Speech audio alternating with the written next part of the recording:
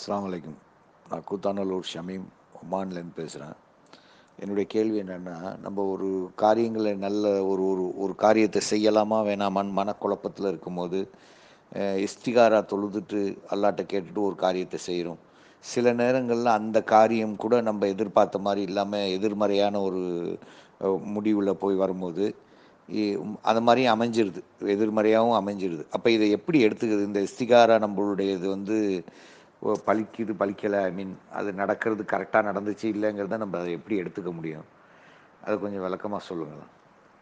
அதாவது இவர் கூத்தாநல்லூர் ஷமீம் என்ற சகோதரர் கேட்குறாரு, இஸ்லாத்தில் இஸ்திகாரான்னு ஒன்று இருக்குது. அதை விளங்கிக்கிட்டால் அந்த கேள்வி புரியும். அந்த கேள்வியை பார்த்துட்டீங்க. அந்த கேள்வியை பார்த்தாலும் நிறைய பேருக்கு இது தெரியாது, அதிகமான மக்களுக்கு தெரியாது. முதல்ல இந்த இஸ்திகாராங்கிற ஒரு அடிப்படையை விளங்கி கொண்டால்தான் அவருடைய கேள்வி என்ன, அதுக்கு இஸ்லாத்துடைய ஆன்சர் என்ன என்பது நமக்கு தெரிய வரும். இஸ்லாத்தை பொறுத்த வரைக்கும் நம்ம ஒரு காரியத்தை செய்வதா இல்லையான்னு குழப்பம் வருது. ஒரு காரியம், ஒரு தொழில் துவங்க போகிறோம், அல்லது ஒரு பெண்ணை திருமணம் பண்ண போகிறோம், அல்லது ஒரு மாப்பிள்ளையை பார்க்குறோம்.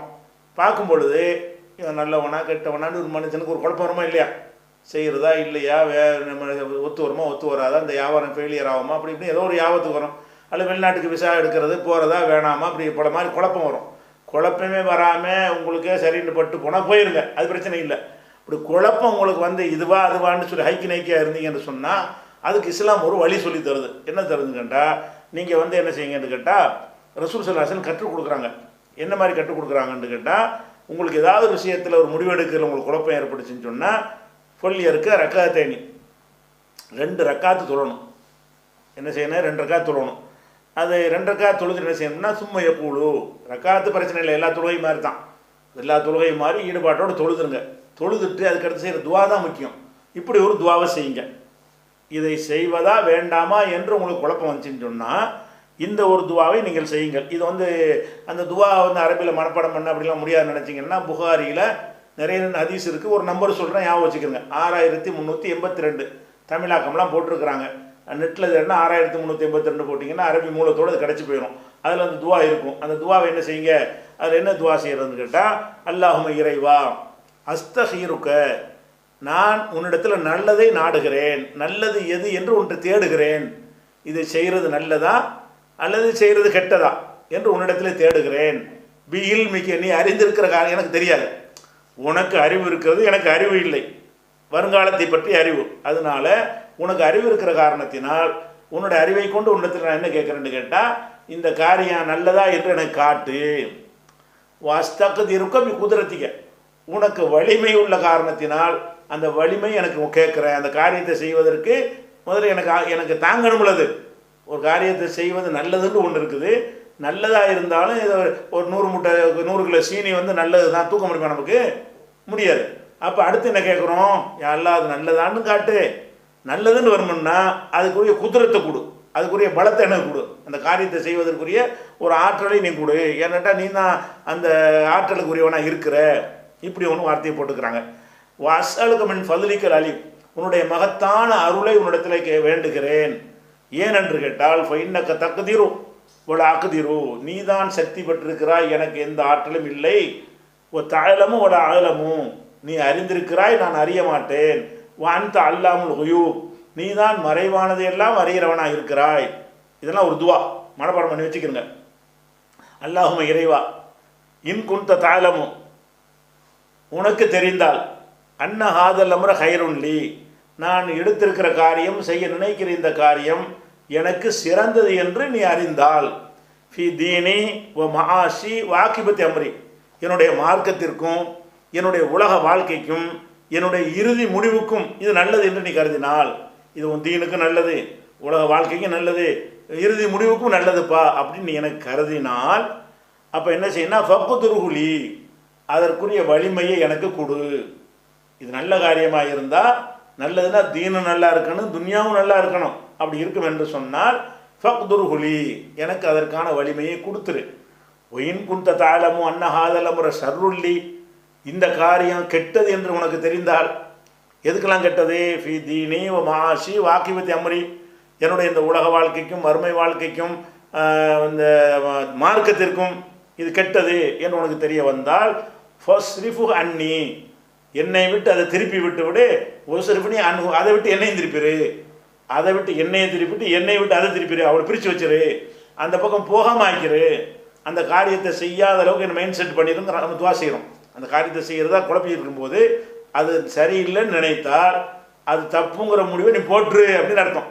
என்னை அந்த காரியத்தை ஒதுக்கி விட்டுரு அப்படின்னு சொல்லிட்டு, அப்புறம் வக்குதுருக்குள் ஹைர, இறைவா எனக்கு ஹைரையே ஏற்படுத்தி கொடு, நல்லதை ஏற்படுத்தி கொடு, ஹைதுக்கான எங்கே இருந்தாலும் எனக்கு நல்லதை செய், அப்புறம் என்னை திருப்திப்பட்டுக்கொள் என்று சொல்லிவிட்டு போய் சம்மி ஹாஜத்தகு, அவங்களுடைய தேவையும் குறிப்பிட வேண்டும். அது அவங்க பாஷையெல்லாம் குறிப்பிட முடியும். இந்த துவா ஓதிவிட்டு தமிழில் கேட்கணும். ஏன்னா அவங்க தேவையை அரபு மொழியில் உங்களுக்கு கேட்க தெரியுமா? எல்லாருக்கும் அரபி தெரியுமா? தெரியாது. அதில் இந்த துவாவையும் செஞ்சுட்டு நீங்கள் உங்கள் பாஷையில், யா அல்லாஹ் நான் ஒரு ஜவுளி கடை வைக்கலான்னு இருக்கிறேன், இந்த ஜவுளி கடையில் என்னென்னலாம் ஒரு நினைக்கிறேன், இதெல்லாம் ஒரு லாபம் வரும்னு நினைக்கிறேன், என்னென்ன உங்கள்கிட்ட குழப்பம் இருக்கும், குழப்பத்தையெல்லாம் முறையிடுங்க. இவெல்லாம் செஞ்சு விட்டு நீ பார்த்துக்கன்னு சொல்லிவிட்டு நீங்கள் படுத்துங்க. அதுக்கு பிறகு அல்லாஹ் என்ன செய்வான்னு கேட்டால், உங்களுக்கு எது நல்லதோ அதன் பக்கம் அவன் கொண்டு போயிடுவான். இப்படின்னு ஒரு வழிமுறையை அல்லாஹ்வுடைய ரசூல் சொல்லி தந்திருக்கிறாங்க. இதுக்கு பேர் தான் இஸ்திகாரா. இஸ்திகாரான்னா எது ஹைரு என்பதை தேடுதல், அல்லாஹ்விடத்தில் தேடுதல். அப்போ இப்படி இருக்கும் பொழுது இதுக்கு வகையெல்லாம் உங்களுக்கு வராது. இப்படி போட்ட உடனே நீ செஞ்ச காரியம் நல்லபடியாக இருக்கும் போயிட்டு வா அப்படி சொல்லப்படாது. அவன் நடத்துவான் உங்களை அல்லாஹ் என்ன செய்யுமா, அதுக்கப்புறம் வழி நடத்தி விடுவான். இப்படிங்கிறது இந்த இஸ்திகாரா. அவர் என்ன கேட்குறாருன்னு கேட்டால், நான் இஸ்திகாரா பண்ணி நான் அல்லாட்ட துவா செஞ்சுட்டேன், துவா செஞ்சுட்டு நான் ஜவுளி கடை ஆரம்பிச்சிட்டேன், ஜவுளி கடை இருக்கிற நல்லதான்னு முடிவு எடுத்தேன், அதை அல்லாட்ட விட்டுட்டேன், என்னை ஜவுளி கடை நடத்துகிற மாதிரி எல்லாம் தள்ளிட்டான், ஆனால் அது லாஸ் ஆகி போச்சு எனக்கு. இப்போ இஸ்திகாராவே என்ன அர்த்தம் கேட்குறாரு. என்னை கூட ஜவுளி கடையை நான் ஜவுளி கடை ஆரம்பிக்கிறதா இல்லைன்னு குழப்பத்தில் இருந்தேன். அல்லாட்ட என்னுடைய பாரத்தை போட்டேன். சமீமுடைய கேள்வி என்னன்னு கேட்டால், அல்லாவிடத்தில் என்னுடைய பாரத்தை போட்டு விட்டேன். போட்ட பிறகு அவன் எனக்கு லாஸ் ஆகும்னு சொன்னால் அதுக்கு போகாமல் தடுத்துருக்கணும். அல்லாஹ் என்ன செய்கிறான்னா என்னை அதில் கொண்டு நிப்பாட்டுறான். இந்த துவா செஞ்ச பிறகு என்ன செய்கிறான், என்னைய அந்த ஜவுளி கடையில் கொண்டு நிப்பாட்டி அதை நடத்தும் போது எனக்கு பல லட்சங்கள் பல ஆயிரங்கள் எனக்கு லாஸ் ஆகி நஷ்டமாகிவிட்டது. அப்படி இருந்தால் இந்த இஸ்திகாராவின் பயன் என்ன கேட்டு ஒன்றுமெல்லாம் போச்சே, அல்லாட்ட கேட்டு தானே செஞ்சோம், அப்போ அப்படி இருந்து இல்லாமல் போச்சேங்கிறது தான் அதில் உள்ள ஒரு கேள்வி. இந்த கேள்விக்கு இது விளங்குனா தான் இந்த கேள்வி புரியும். அதுக்காக தான். அதாவது என்ன பயன் விளங்கிக்கணும்னு கேட்டால், நீங்கள் ரூபாய்க்கு ஜவுளி கடை ஆரம்பிக்கிறீங்க, நீங்கள் அது அல்லாட்ட தான் கேட்டீங்க, அல்லாஹ் உங்களை அதை திருப்பி விட்டுட்டான், நஷ்டமாக ஆயிடுச்சுன்னு வைங்களேன். அப்படி ஆனால் நீங்கள் என்ன பார்க்குறீங்கன்னா, உங்களுக்கு தெரிஞ்சது என்ன, வெளிப்படையாக சிலது தெரியும், அல்லாஹ்வுக்கு என்ன தெரியும், அதை விட அதிகமாக தெரியும். நீங்கள் என்ன கேட்டீங்க, இந்த தீனுக்கும் என்னுடைய ஆகிரத்துக்கும் என்னுடைய மறுமைக்கு நல்லதாக இருந்தால் தானே செய்ய சொன்னீங்க. உங்களுக்கு அல்லாஹ் என்ன செய்கிறான்னு கேட்டால், இதில் ரொம்ப லாபம் தடுமாறி போய் நீ கெட்டு போயிடுவேன், இதில் உனக்கு லாஸ் ஆகிற உனக்கு நல்லது, அதான் நல்லதுன்னு அர்த்தம். அது உங்களுக்கு காரியத்தை செய்ய வைக்கிறது மட்டும் நல்லது இல்லை, அதை செய்ய வைத்து அதிலிருந்து உங்களுக்கு வேற ஒரு பக்கம் போகாமல் அதை விட ஒரு பெரிய ஒரு இழப்பை நீங்கள் சந்திச்சிருப்பீங்க, உங்களுக்கு தெரியாது. இது இல்லாமல் இருந்தால் இதை விட அதிகமான கஷ்டங்களை சந்தித்து இருப்பீர்கள். அவன் செஞ்சது நல்லதாக தான் இருக்கும், நமக்கு என்ன தெரியலன்னு கேட்டால், கண்ணுக்கு முன்னாடி ஒரு நஷ்டம் தான் நமக்கு தெரிகிறது, அதுக்கு மேலேயே என்ன இருக்கிறது, இதை விட பெருநஷ்டம் வராமல் இந்த சிறு நஷ்டத்தில் எல்லாம் தள்ளி விட்டுட்டான். இந்த ஜவுளி கடையை ஆரம்பிக்காமல் இருந்து வேற ஒரு கடையை நம்ம ஆரம்பிக்கிற மாதிரி நம்ம போனோம் என்று சொன்னால் பல கோடிகளை இழந்திருப்போம். இந்த ஜவுளி கடை ஆரம்பிக்க போய் சில லட்சங்கள் 2 இழப்பு தான் உனக்குன்னு எழுதப்பட்டது. இருந்தாலும் அதுவா இது வாங்குற ஒரு சின்னதை கொடுத்துருக்கான்னு கூட இருக்கலாம், அடிச்சு சொல்ல இயலாது. அல்லாஹ் நம்ம அல்லாட்ட பொறுப்பை ஒப்படைச்சிட்டு இந்த செய்யும் பொழுது பெரும்பாலும் நம்மளே திருப்தி அடையக்கூடிய நல்ல காரியங்களாக இருக்கலாம். சில வேளை என்ன செய்யலான்னு கேட்டால், நம்ம நினைச்ச மாதிரி திருப்தி இருக்காது, நம்ம திருப்தி இல்லாத ஒரு காரியமாகவோ லாஸ் பண்ணக்கூடிய காரியமாகவோ மனக்கவலை ஏற்படுத்தக்கூடியமாகவோ அது அமைந்து விட்டது என்று சொன்னால் இந்த இஸ்திகாராவுக்கு பயன் இல்லைன்னு விளங்கக்கூடாது. அதை விட ஒரு பெருங்கடை துவாவுக்கு கூட என்ன சொல்லப்படுது மார்க்கத்தில், நீங்கள் அல்லாட்ட கேட்டீங்கன்னு சொன்னால் கேட்டதெல்லாம் கொடுக்க மாட்டான், கேட்டதை கூட 50 பேர் கொடி சொன்னா இருப்பான், அது கேட்காத யார் இருக்கா. கேட்டதெல்லாம் கொடுக்குறதா இருந்தால் எல்லாரும் என்ன கேட்குறான், மற்ற எதை கேட்குறானா இல்லையோ காசை கொடு, செல்வத்தை கொடு, அதெல்லாம் 2ஆம் பட்சம் தான். அப்போ எல்லாருக்கும் கொடுக்க முடியுமா, கொடுப்பானா, நல்லா கொடுக்க முடியும், நல்லா கொடுக்க மாட்டான். அந்த ஏற்றதாழ்வு இருந்தால் தான் உலகம் சீராக இருக்கும். அப்போ அல்லாஹ் என்ன செய்வான்னு கேட்டால், அதுக்கான துவாவுக்கு அர்த்தம் இல்லைன்னு அர்த்தமா, துவா வேஸ்ட்டா பயனற்றதாண்டா, இல்லை பயன் உள்ளது. அப்போ எப்படி வருதுன்னு கேட்டால், ஹதீஸுகளில் நீங்கள் அல்லாஹ்விடத்தில் பிரார்த்தனை செஞ்சீங்கன்னு சொன்னால் ஒன்று கேட்டதை கொடுத்துருவான், அல்லது நீ கேட்க தெரியாமல் கேட்குற, நீ இதை கேட்குற, நான் அதை தர்றேன்னு பெருசாக தந்துடுவான். நீ வந்து குடிசை வீட்டை கேட்குற, நான் ஒரு மாளிகையை தர்றேன் அப்படி நல்லா கொடுத்துருவான். அப்போ நீ வந்து நீ டூ வீலரை கேட்குற, நான் உனக்கு காரை தர்றேன். அப்போ நீ என்ன கேட்குறியோ அதையே எல்லாம் தருவான் நாடினால். அப்படி இல்லை என்று சொன்னால், அது தரலைன்னா நீ வெக்ஸ் ஆகிடக்கூடாது, அதை விட சிறந்த ஒன்றை தருவான். அல்லது நீ கேட்கும் பொழுது உனக்கு கேட்டதையும் தரமாட்டான், அதை விட சிறந்ததையும் தரமாட்டான். ஆனால் உனக்கு தெரியாமல் உன்னை அடையக்கூடிய ஒரு தீங்கு ஒன்று இருக்கிறது, அந்த தீங்கு உன்னை நெருங்கி கொண்டிருக்கிறது. நீ கேட்டதுக்காக வேண்டி அது இல்லைடா முக்கியம்னு சொல்லிட்டு அந்த தீங்கிலிருந்து உன்னை என்ன செய்வான், காப்பாற்றி விடுவான். அதுவும் துவா தான். நீங்கள் அதை கேட்கவே இல்லை, அதை நினச்சி பார்க்கவே இல்லை. அப்போ என்ன செய்கிறீங்க, இது உதாரணத்தின் மூலம் புரிய வைப்பதாக இருந்தால், நான் வந்து நிற்கிறேன், எனக்கு பின்னாடி ஒருத்தன் கத்தியை வச்சுட்டு நிற்கிறான், குத்துறதுக்கு வந்துக்கிட்டு இருக்கிறான். அல்ல துப்பாக்கியை வச்சு குறி பார்த்து என்ன செய்கிறான், என்னை சுடுவதற்காக வரான். எனக்கு தெரியாது, அது முதுகுக்கு பின்னாடி நடக்கிறது. நீங்கள் என்ன செய்கிறீங்க, என் பக்கத்தில் ஒரு நண்பர் இருக்கிறார், அல்லது என் தாய் இருக்கிறாங்க. என் தாய் வந்து எனக்கு எல்லாம் நல்லதான் செய்வாங்க. நான் தாயிட்ட என்ன செய்கிறேன், தாயை ஏதாவது சாப்பாடு கொடுங்கன்னு கேட்குறேன். அவங்க பார்க்குறாங்க பின்னாடி சுட போகிறாண்டு. இவன் சாப்பாடு முக்கியமாக சுடாமல் தப்பிக்கிற முக்கியமாக? சாப்பாடு கேட்கும்போது வெட்டி மீசி தள்ளி விட்டுருவாங்க, துப்பாக்கி வேறு பக்கம் போயிடும். உங்களுக்கு குத்த வரும்போது குத்த விடாமல் கீழே தள்ளி விட்டுருவாங்க. நீங்கள் கேட்டது என்ன, ஏதோ உதவி கேட்குறீங்க, ஒரு நண்பன்ட்ட போய் இந்த மாதிரி கேட்குறீங்க, ஒரு 1000 ரூபா கொடுங்கன்னு கேட்குறீங்க.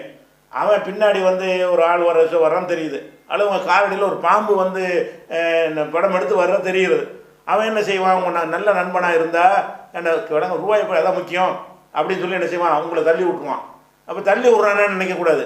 எதுக்கு தள்ளி விட்டான், நீங்கள் கேட்டதை தருவதை விட இப்போ ஃபஸ்ட்டு என்ன வேலை, நீ உசுரோடு இருக்கணும் அப்படிங்கிற மாதிரி புரிகிறதுக்காக வேண்டி. அப்போ நமக்கு எவ்வளோ தீங்குகள்லாம் இருக்கும், அது வர இருக்கும், அது நமக்கு தெரியாதனால அதை கேட்க மாட்டோம். நம்ம எதை கேட்போம், யாரில் காசை கொடுன்னு கேட்போம். அடே நீ காசை கொண்டு கேட்குற, நாளைக்கு சாவ போகிறடா, நான் அதில் வந்து காப்பாற்றுறேன் போ அப்படின்னு சொல்லி நமக்கு கேட்டதை தருவான், கேட்டதை விட சிறந்ததை தருவான். இல்லை என்று சொன்னால் அந்த துவாவுக்காக வேண்டி, நீ கேட்ட துவாவுக்கு அர்த்தம் இல்லாமல் ஆயிடக்கூடாது, ஆனால் கரெக்டாக இருக்கணும் துவா, ஹராமல் கலக்காமல் பியூரான முறையில் இகலாசோடு இருந்தால்தான் இதெல்லாம். அப்போ அல்லாஹ் என்ன செய்வான்னு கேட்டால், உனக்கு வர இருந்த ஒரு துன்பத்தை தடுப்பான். அதுவும் இல்லை என்று சொன்னால் மறுமையில் உனக்கு சேமிப்பாதை ஆயிக்கணும். துவா செஞ்சதுக்காக வேண்டி கேட்டீங்கள, உனக்கு துன்யாவில் தர்றது நல்லது இல்லைன்னு தரல, ஆனால் அது கூலியாக இந்த மாளிகை எடுத்துக்க, இந்த சொர்க்கத்தை எடுத்துக்கன்னு நல்லா தருவான். இப்படி 4 வகைகளில் நம்முடைய பிரார்த்தனைகளுக்கு நெருக்குது. எந்த பிரார்த்தனை வீண் போகாது. கேட்டால் நல்லா தரலன்னு வேறு எதை தரப்போகிறான், தரலன்னு உங்களுக்கு தெரிஞ்சால் என்ன செய்ய போகிறான், எதை சிறந்ததை தரப்போகிறான், ஒரு துன்பத்தை தடுக்க போகிறான். இல்லாட்டாலும் ஆகிரத்தில் ஒரு இபாதத் செஞ்சுட்டு போங்களேன், கூலி தானே, அதுக்காக தானே படைக்கப்பட்டிருக்கிறோம் அப்படின்னு எடுத்துக்கொள்ளணும். அந்த மாதிரி எடுத்துக்கொண்ட மாதிரி தான் இந்த இஸ்திகாராவுலையும் நமக்கு நல்லது தான். நீங்கள் கெட்டது அவங்களுக்கு தெரியுது, அதான் நல்லது. அது தரலன்னு அதில் நீங்கள் இறங்கலைன்னு சொன்னால் அதை விட பயங்கரமான ஒரு நிலைக்கு நீங்கள் போயிருப்பீங்க அப்படின்னு எடுத்துக்கொண்டு, இஸ்திகாராவுக்கு பயன் இல்லை என்று என்ன செய்யக்கூடாது. நம்ம கேட்டது தான் நடக்கணும்னு சொன்னால் அது வந்து நடக்காது. எனக்கு தான் அப்படி அல்லாஹ் கொடுக்கவே மாட்டான், சிலது தான் கொடுப்பான் அப்படிங்கிறது விளங்கிக் கொள்ள வேண்டும்.